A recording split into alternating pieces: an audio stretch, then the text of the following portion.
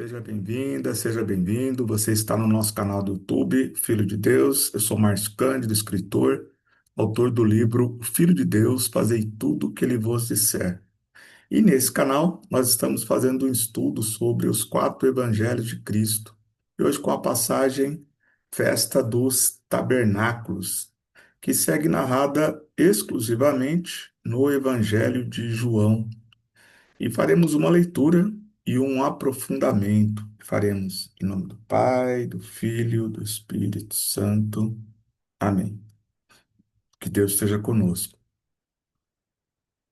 João, capítulo 7, versículo de 1 a 24. Depois disto, Jesus percorria a Galiléia. Ele não queria deter-se na Judéia, porque os judeus procuravam tirar-lhe a vida. Aproximava-se a festa dos judeus, chamada dos Tabernáculos. Seus irmãos disseram-lhe: Parte daqui e vai para a Judéia, a fim de que também os teus discípulos vejam as obras que fazes. Pois quem deseja ser conhecido em público não faz coisa alguma ocultamente. Já que fazes essas obras, revela-te ao mundo. Com efeito, nem mesmo os seus irmãos acreditavam nele. Disse-lhes Jesus: O meu tempo ainda não chegou, mas para vós a hora é sempre favorável. O mundo não vos pode odiar, mas odeia-me, porque eu testemunho contra ele que as suas obras são más. Subi vós para a festa. Quanto a mim, eu não irei, porque ainda não chegou o meu tempo. Dito isto, permaneceu na Galiléia. Mas, quando seus irmãos tinham subido, então subiu também ele à festa, não em público, mas despercebidamente. Buscavam-no os judeus durante a festa e perguntavam: Onde está ele? E na multidão só se discutia a respeito dele. Uns diziam: É homem de bem.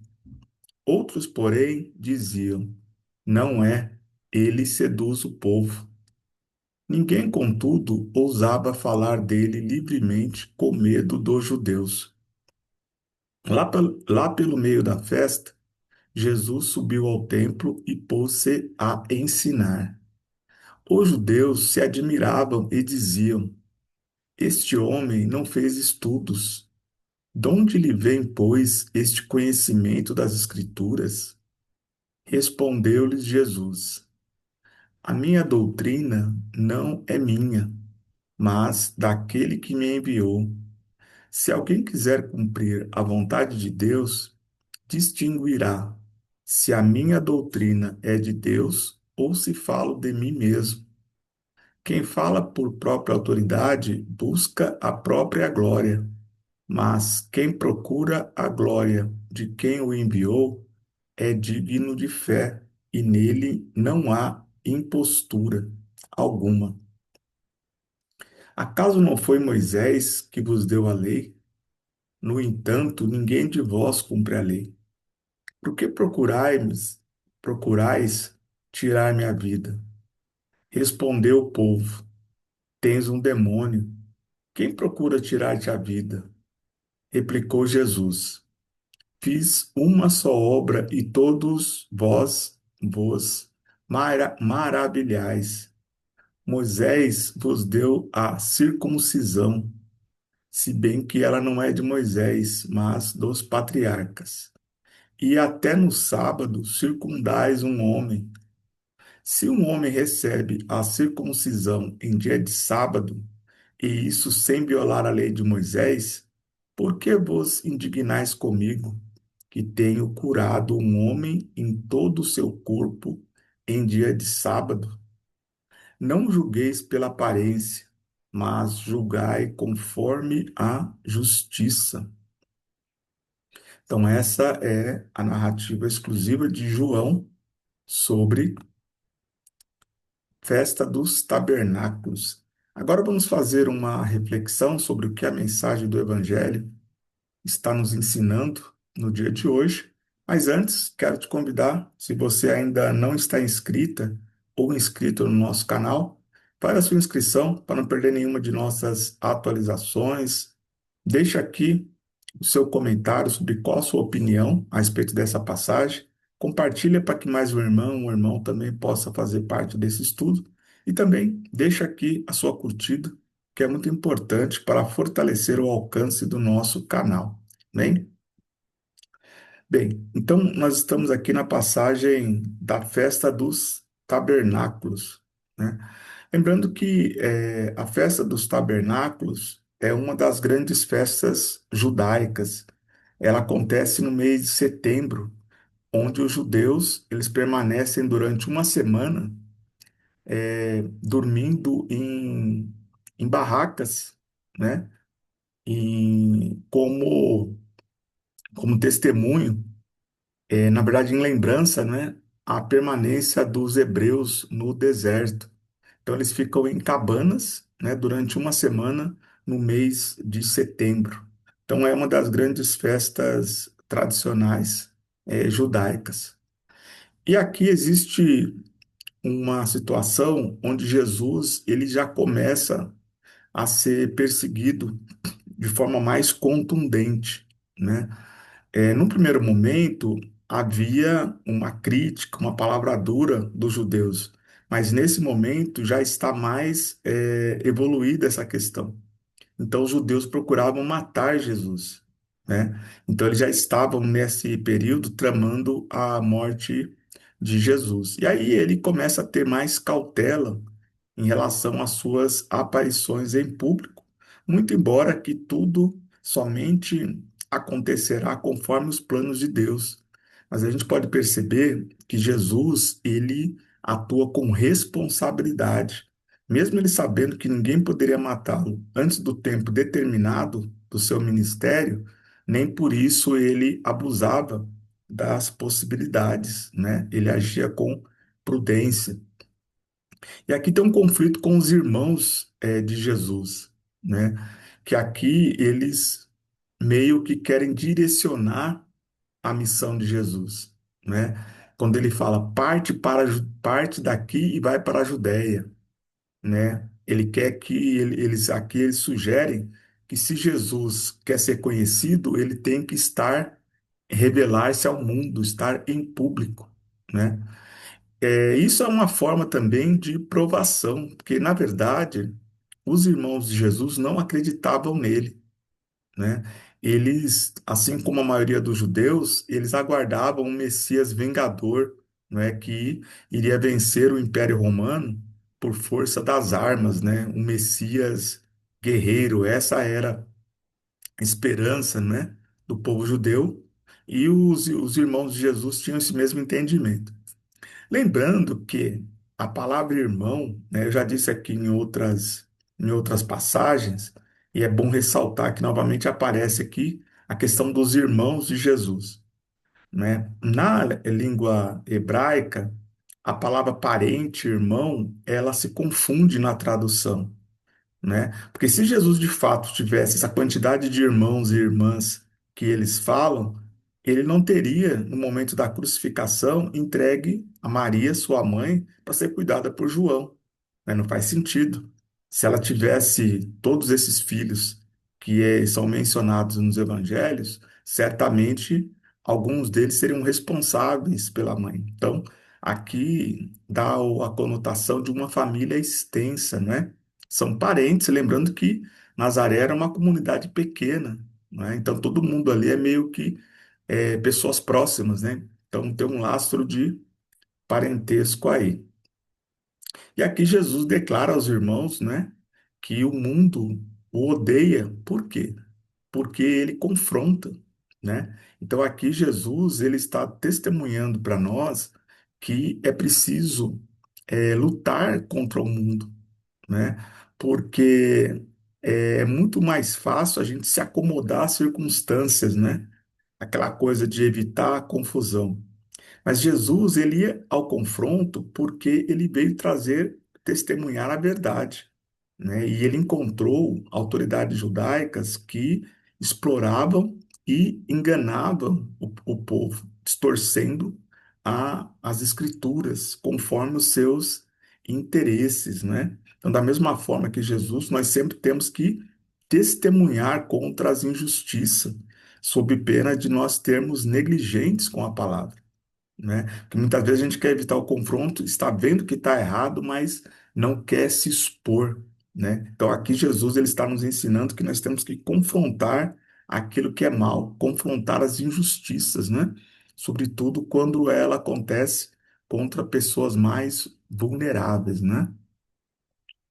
Bem, aqui Jesus ele fala para os seus irmãos que não vai, mas depois ele aparece na festa. Por que que Jesus faz isso? Porque se ele fosse com os irmãos, da forma que estava tendo a conversa, ele ia chegar de forma barulhenta, né? Porque a gente percebe aqui que os irmãos de Jesus não tinham discrição, né? Eles queriam que Jesus aparecesse para todo mundo. Então Jesus ele deixa que os irmãos vão na frente, depois ele discretamente aparece na festa. E aí a gente percebe que Jesus ele era um cumpridor da tradição judaica, né? Todas as principais festas, Jesus ele se fazia presente, né? Jesus ele tinha ali um acompanhamento, né, de um judeu, né? Ele seguia a tradição judaica, né? E aqui começa um murmúrio ali na festa, né? Então Jesus ele vira o assunto da festa. Então aqui a gente pode perceber que Jesus já é uma pessoa conhecida, né? E aqui tem aquelas opiniões divergentes, né? Para uns, ele é uma pessoa do bem, para outros, ele é um sedutor do povo, né? E assim, até hoje, né? A gente pega uma mesma situação e uns vão falar bem e outros vão falar mal. Com Jesus não foi diferente, né? Cada um tinha aí a sua interpretação a respeito de Jesus. As pessoas ficavam divididas e também com medo, uma vez que os judeus proibiram as pessoas de reconhecer Jesus como Messias, né? Então as pessoas tinham questionamento, mas alguns tinham medo também de se posicionar. E da mesma forma acontecia com as autoridades judaicas, os fariseus, existiam entre as autoridades judaicas pessoas que acreditavam em Jesus, mas que não podiam se manifestar. E aí Jesus, ele chega discretamente, mas depois ele já se coloca para ensinar, né? Jesus, ele sempre deu muita importância ao ensinamento, né? Eu já falei aqui, vou repetir. Jesus, ele jamais reuniu pessoas somente para curar ou somente para expulsar demônios, enfim. Todas as vezes que Jesus reunia as pessoas em torno dele, era para ensinar, né? Então, o centro da missão de Jesus era o ensinamento. A questão das curas era uma consequência, né? Jesus ele se compadecia das pessoas e fazia as curas, mas a principal motivação sempre foi o ensinamento. Mesmo diante de todo esse tumulto, desse risco de os judeus apanharem Jesus e o prender, ainda assim ele foi ensinar. E aí as pessoas, quando falam ensinamento, elas sempre relacionam aos estudos, né? E aí a pessoa questiona, mas como ele pode ter esse conhecimento todo das escrituras se ele não estudou, né? Então não é a primeira vez que eles falam aqui que Jesus não frequentou escola. Então Jesus ele era autodidata. Até porque, gente, Jesus ele viveu a vida dos homens, né? Mas daí pedir que Jesus frequente uma escola já é pedir um pouco demais, né? Porque Jesus ele tem toda a sabedoria celestial e atemporal. Não teria cabimento ele sentar para estudar junto com outras crianças, né? Ele sabe, inclusive, que poderia até tumultuar a aula, né? Então Jesus ele fez a opção não como exemplo para nós, né? Mas ele fez uma opção de não frequentar a escola. Até porque, veja, se Jesus frequentasse uma escola, o professor de Jesus seria a pessoa de maior reconhecimento. O que que eles vão perguntar? Ah, não, mas Jesus sabe tudo isso porque ele foi formado por tal mestre, né? Então aí Jesus ia dividir a glória dele, né? E Jesus não precisa disso. Enfim, e aí então há um questionamento, né, do conhecimento muito superior de Jesus, inclusive às autoridades religiosas, né? ficavam pequenas perto do conhecimento de Jesus. E aqui Jesus ele vai questionar que os judeus não cumprem a lei. Por quê? Porque Moisés falou de Jesus. Então, se eles não aceitam Jesus, eles deixam de cumprir a lei mosaica, né? Porque Jesus ele faz parte do projeto dos mandamentos, né? E também Jesus ele vai fazer aqui um outro questionamento, né? Porque em várias passagens aqui tem aquela questão da cura aos sábados, né? Que Jesus eles tentam desautorizar Jesus a fazer curas no sábado, porque sábado é um dia de descanso, mas que eles também fazem alguns trabalhos que interessam para eles. E aqui Jesus fala sobre a circuncisão de alguém no dia de sábado.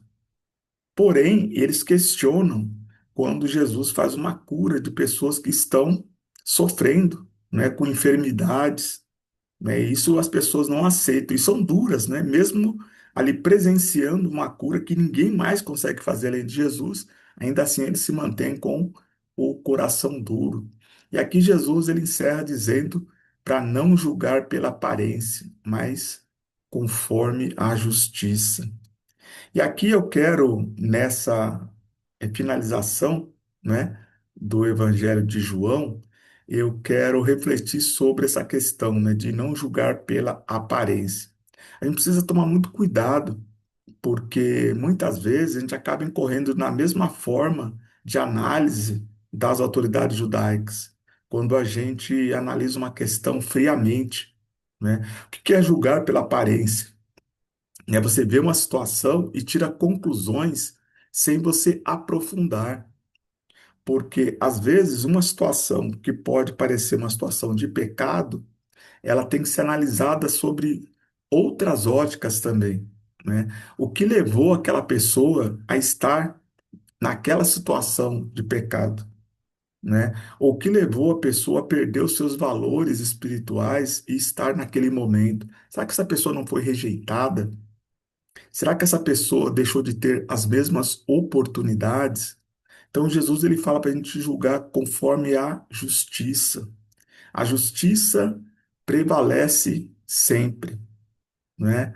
Deus, se ele fosse agir conforme a aparência, né? E ele não vai fazer porque é um ser supremo. Imagina se nós fôssemos julgados pela aparência, ou mesmo pela justiça, né? Porque na verdade Deus, ele além da justiça, ele usa de misericórdia. Então existe um equilíbrio entre justiça e misericórdia, porque se Deus for aplicar somente a justiça, minha irmã, meu irmão, nenhum de nós seríamos dignos diante de Deus.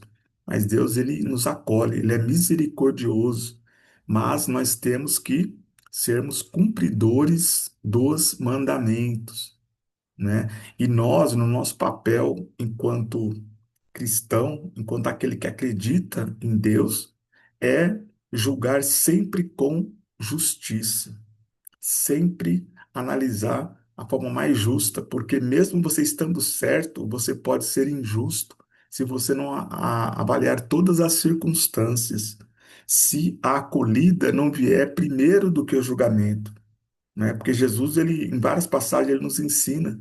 Primeiro ele acolhe. Podem perceber que em todas as passagens de cura, Jesus ele sempre acolhe, né? A mulher que foi apedrejada, né? Mesmo o ladrão, né? Ao lado da cruz, que ele perdoa no último momento, ele sempre acolhe. Por quê? Porque ele faz uma análise mais profunda, não uma análise rasa, muitas vezes, ou até cheia de preconceito que a gente faz em relação a algumas situações. Então, o nosso julgamento ele precisa ser superior, ele tem que se primar pela justiça. Amém? Então, essa é a nossa passagem aqui de hoje, né? Esse ensinamento descrito exclusivamente no Evangelho de João, que tem como centro aqui, né, a importância do ensinamento, a questão da justiça, né? Julgar conforme a justiça e não conforme as aparências. Então, que a gente aplique no nosso dia a dia e façamos então aí a vontade de Deus e tenhamos aí o amor ao próximo, né? Um dos maiores mandamentos, segundo depois de amar a Deus sobre todas as coisas. Amém? Então, muita paz, muita luz no seu caminho, muitas conquistas. Que Deus abençoe hoje e sempre. Amém? Abraço.